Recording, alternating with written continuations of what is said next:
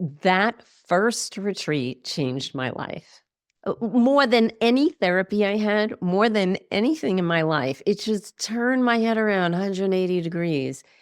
And I mean that in every sense of the word. Expanding possibilities, the mindset zone. I'm your host, Anna Melikian. I'm here to support you, increase your impact while preventing burnout. The Mindset Zone is a place to pause, increase your self-awareness, and embrace the experimentation mindset. Find more resources, including information about the Mindset Zone book and audiobook at mindset.zone. Yes, instead of .com is .zone. Today, our special guest is Sheri Rosenthal. Sheri is the Chief Retreat Strategist behind Wanderlust Entrepreneur. With a community of over 65,000 passionful entrepreneurs, she empowers them to design and monetize transformational retreats that leave a lasting impact while traveling the world. Sheri is also the founder of Journeys of the Spirit Travel, a boutique agency that has planned and managed over 1,000 retreats worldwide since 2003. Welcome to the Mindset Zone, Sheri. Thank you so much, Anna. I am so excited to be here with you, obviously talking about my favorite subject in the world. So thank you.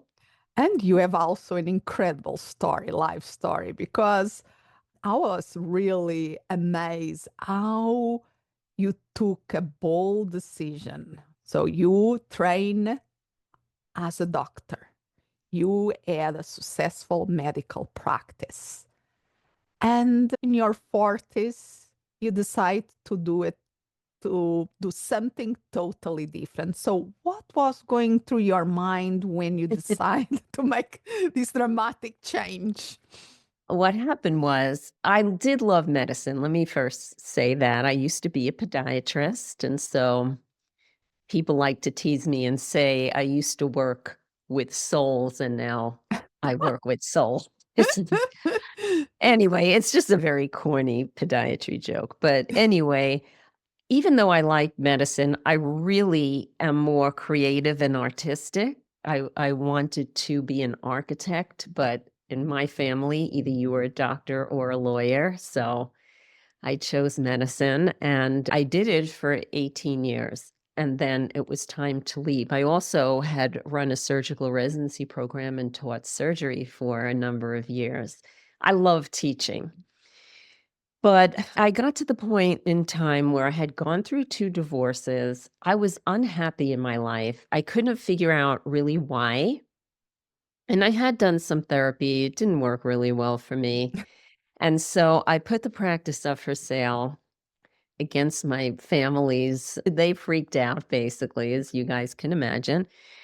And at the time I was selling the practice, I saw that there was a retreat from Don Miguel Ruiz, who wrote the 4 Agreements.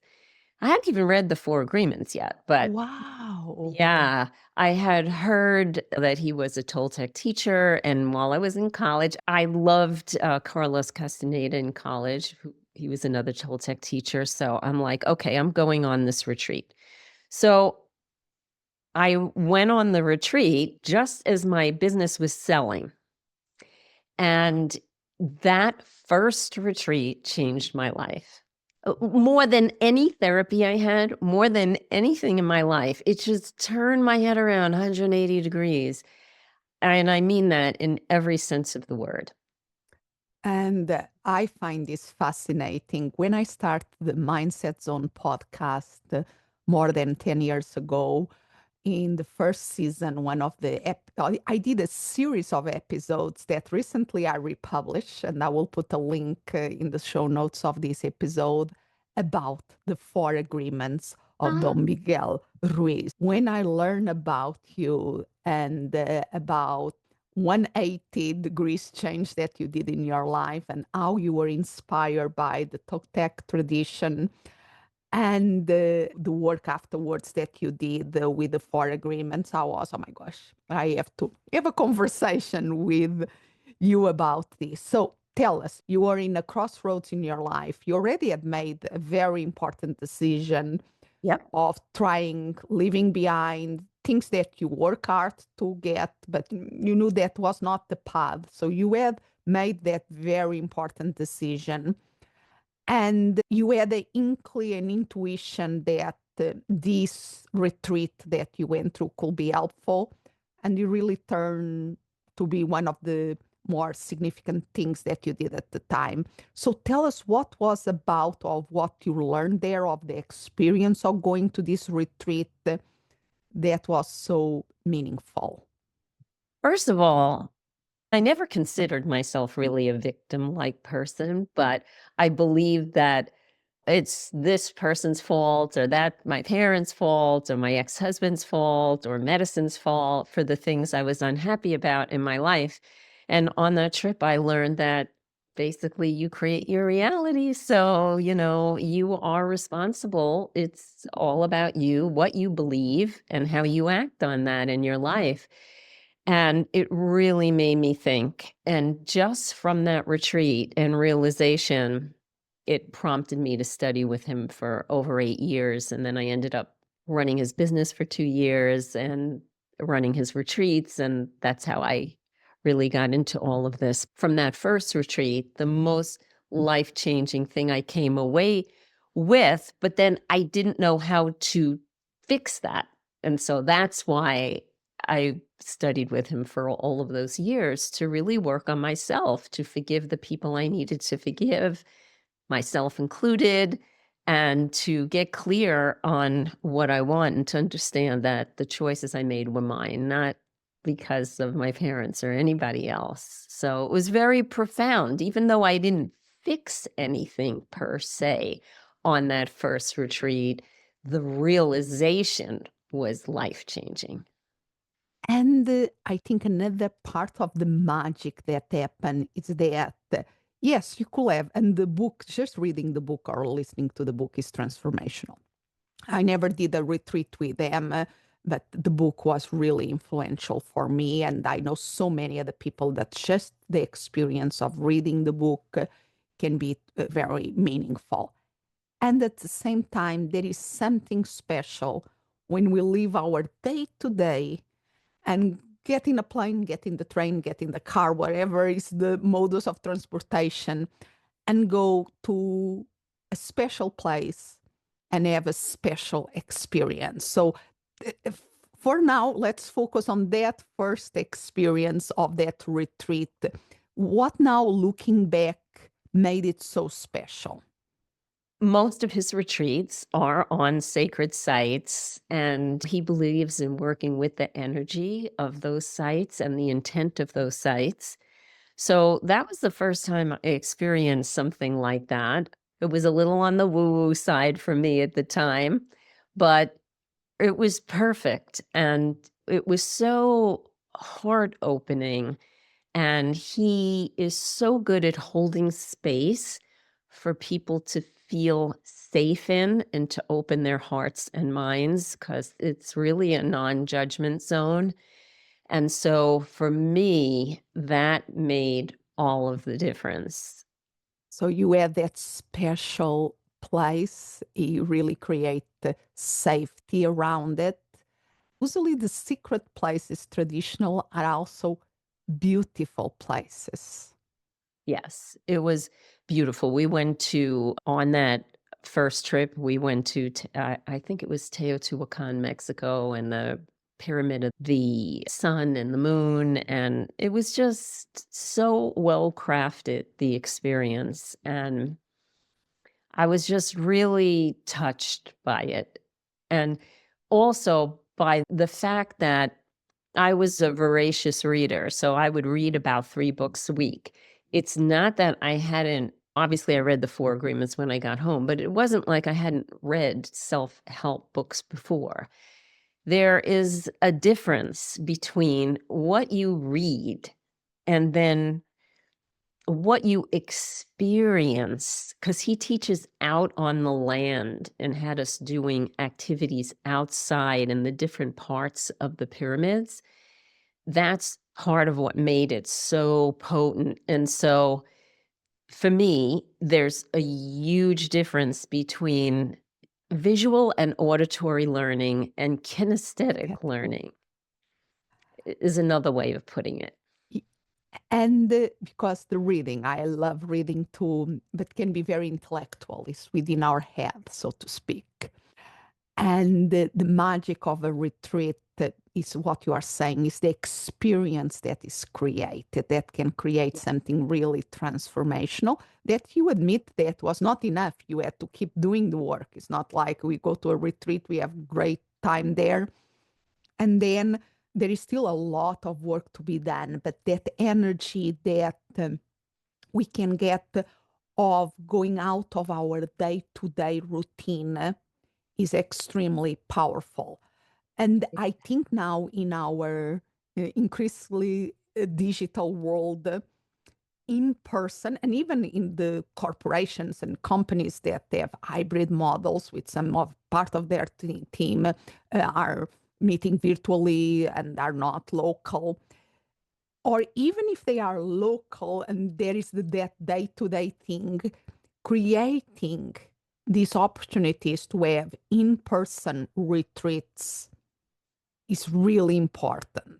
We'll presume that you will agree with that.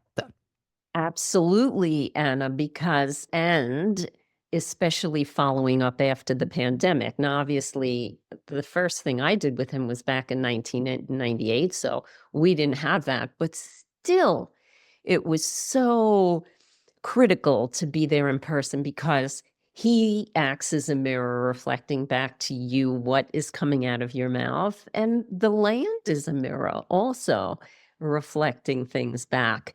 And that's something you can't get from reading a book or being on Zoom. Obviously, in my business, we do a lot in Zoom. We've even done like virtual retreats, but still, it isn't the same as being in person where someone is opening up and you can actually come behind them and give them a hug, or everyone can, or they can stand up and be witnessed by everybody in person and loved on. It's different.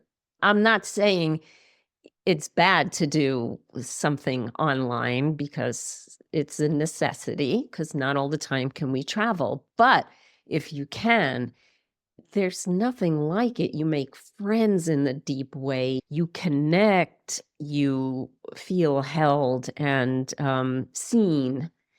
I don't know. It's just something different. Special. Special. Yeah. And because the technology is amazing, we are not in the same location and we are having this conversation. People are listening to us, who knows where. It's incredible. Technology, let's recognize that. And even during COVID, I remember that, yes, we got Zoom fatigue, but we were needing the connection through the audio to being, was a way of connecting when people were isolated in many cases. And at the same time, meeting in person, there is something magical. And this is not something new. Retreats being happening forever. Even in my lifetime, I remember in the other day I was reflecting when I started with personal development stuff, and was around when I was 15, 16-year-old, and I did a retreat. Mm-hmm. So that is something, and if we look to religious traditions, that was part of the thing. So if you think now, so I have several friends that go and do the Santiago de Compostela, the walk to Santiago, from Portugal to Spain, or the Spanish way. There are so many ways of doing, and that tradition, how many centuries of tradition is there? So this is something tried and tested through time that is really special to self-discovery, to create more human connections with ourselves, with others, to unlocking our potential. So tell us about, because now this is one of the things that you do. You help people do retreats, you facilitate retreats. So tell me more about that. part of what we do in the business is to educate people who want to do retreats. That way they craft them very carefully. There's a tendency, if we've done workshops in our business or attended them, to think we're going to do like a workshop format. But it's most powerful a retreat when it becomes experiential. And so we try to put the workshop format aside and work on crafting something deeply experiential where what you're teaching matches the location. So, just as an example, Anna, if you did a knitting retreat, let's say, and you're bringing together like-minded people. So, the reason I'm using this example is some people think I'm not a coach or I'm not a teacher or I'm not a corporate person or whatever. It doesn't matter. You're bringing like-minded people together for a reason. So let's say it's a knitting retreat. Sure, you could do that in Costa Rica on a beach or as a cruise, but what if you did it in New Zealand during shearing season and then seeing now wool be processed and combed and spun and dyed organically, and then you get that wool and you knit something. It's that to me is deeply experiential. The same thing, like if you were teaching essential oils, you could see when they're collecting the plants and actually turning it into oil. Or you are teaching public speaking, and let's say you did it in an amphitheater Yes. in Europe somewhere and where ancient people spoke. So that's the difference. So it's getting people to move out of the workshop formulation into a retreat formulation, getting them to price it and market it and monetize it properly. So those are things that we teach, and something that really makes my day is seeing all of these people do their retreats successfully and change other lives and bring people together. So it's really beautiful to see that change. And a lot of people think, oh, because we always say we teach how to do transformational and experiential retreats. What's so transformational about a knitting retreat? Well, but every retreat travel is transformational because, as you said, you're taking someone out of their normal environment, putting them somewhere different. Maybe the food's different, maybe the language is different, maybe the values are different, or maybe the way they live their life wherever you're going is different. Just meeting people and getting different points of view is also transformational. Even things you don't think are transformational are when someone comes away feeling from that knitting retreat, wow, look what I can do now. I have more confidence and I feel really good about myself because of what I learned, the friends I made, and the things that I'll be doing from this point forward. Absolutely. And even an example that I was thinking in the beginning, for instance, massage. I like to go to have a therapeutic massage for my neck and back is really divine. And I try to do it once a month. So it's great. And at the same time, once in a while with my sisters-in-law, we do a spa day. And it's different. I still get my massage, but the thing, and one of the things that a good spa does really well, as soon as you park the car and you open the door, even the sounds outside, they think the detail of the water, fire, depending on what is their theme. And then you enter in the place and everything, the smells, the decorations, the way that people receive us, that guide us through, if it's a good spa center, is absolutely fantastic. The attention for the detail that creates this unique experience. Exactly. Exactly. That's a mini retreat in a way, Yes. isn't it? So it's Yes. taking you out of your normal life and allowing you to clear your head and open your heart a little and let people love on you and work on you physically. So, yeah, any kind of experience like that can make a huge difference in our life, And especially these days. People are really wired up and divisive and stressed and all of that right now. we need to create these moments where we can press the pause button, increase our self-awareness, like I always say, and then decide what we are going to do with our lives. And we live Yes. in this accelerate world that having the retreats as a way of saying, okay, let's pause. Makes all the difference in the world. Yeah. So tell us, what are you seeing that is happening in the retreat space? What is being the things that, or even things that are happening that you, oh, I never thought about that, or things that you and your clients are experimenting that is very unique or powerful? I think years ago, just in general, when you thought of travel, it was more of looking at things. People really want to experience something, feel something. It needs to be very tactile. And that kind of travel from a bus kind of thing is really long gone. And people want to be challenged mentally, physically. They just want to experience something different. So I think that is very core.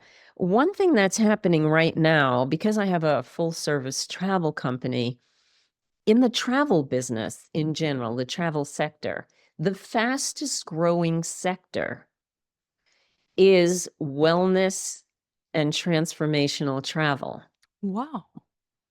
And so what's happening is, like, when I first got into this, when I first started studying with Miguel, pretty much every retreat would sell out. But now even hotels are doing retreats because they know the potential in the travel industry, because they do have money to do marketing Yeah. and to do research. And believe me, they're not doing retreats for nothing. They're doing it because they understand the travel trends right now. And so, from my personal point of view, I think anyone that works with people should probably have a retreat on the books as one of the things that they have to offer to their people, because they're going to travel and they want something transformational. They might as well travel with someone who they love and respect and whose material interests them. And so I think this is probably one of the biggest things that's going on right now. And I try to impress people that, yeah, I get you like to have an online course, or you like to meet with your people and do like a short workshop, but I'm telling you, your people are going to be traveling and they are looking for this kind of experience. You might as well be doing it, because if you don't, they'll go somewhere else to have that experience. Absolutely. And so powerful and transformational. How can people learn more about you and your work? We have a really fun thing for folks to download. It's our retreat checklist and jumpstart guide. And what's really fun about this is it gives you a list of everything you need to have in place from a year before your retreat to even after your retreat. So that's the checklist, and they can keep printing those pages out every time they do a retreat, and it's really helpful. And then the guide part really goes through a lot of those things. So if someone is just starting out, it'll give them an idea of what they're getting themselves into. And if they're experienced, it's a really great thing to have to go, okay, that's right. I need to do this, and this. I think everyone will really enjoy it. It'll be great for newbies as well as experienced retreat leaders. Love that. And if it's a company or organization that would like to know more about your agency, I will make sure that, what is the website for that? We're wanderlustentrepreneur.com. That's the coaching part of the business, and the travel agency is Journeys of the Spirit. It's two separate entities, but they work together. Love it. And I will make sure that put all those links in the show notes of this You. episode. So Thank thank you. you. I really appreciate it. This was so fun. I love talking about this, and I really hope, Anna, that this encourages the people in your community to take a chance and do that retreat that they've been dreaming about for a while. And if they've been doing them, maybe it's time to up level and get out of whatever old ways they're doing, so that they can really move along with current trends and make sure their retreats sell out. Love it. Thank you. Thank you so much, Anna. expanding possibilities. The mindset zone. If you can think of a person who will find this episode helpful, please share it. Spreading the word about the Mindset Zone podcast is very powerful. For extra resources, including information about the book and audiobook, Mindset Zone, Actualize Your Human Potential, go to mindset.zone. Yes, instead of .com is .zone. As always, I'm so grateful that you are here.